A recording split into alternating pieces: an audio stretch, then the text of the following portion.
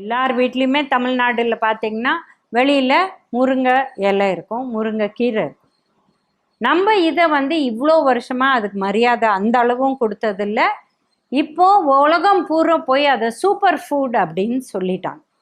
இந்த சூட்டினத்தினால டெய்லி நாங்கள் சாப்பிட்றோம் அப்படின்னு நிறைய பேர் சொல்கிறாங்க. இப்போ பெரியவங்க பாரம்பரியமாக பார்த்தா வாரத்தில் 2 தடவை கொடுப்பாங்க. ஒரு நாள் பொரியலாக செய்வாங்க, ஒரு நாள் அடையில் போடுவாங்க, அந்த மாதிரி கொடுப்பாங்க. பொரியலாக செஞ்சால் அது டைஜஷன் வேறு மாதிரி, அடையில் போட்டால் வேறு மாதிரி, 2 தடவை தான் கொடுப்பாங்க. இது டெய்லி சாப்பிட்டா என்ன ஆகும்? இப்போ முருங்கை இலையில் என்ன இருக்குதுன்னு பார்த்தீங்கன்னா ஃபைபர் இருக்குது, அயர்ன் இருக்குது, கால்சியம் இருக்குது, பி சத்து இருக்குது, விட்டமின் பி சத்து எல்லாமே இருக்குது.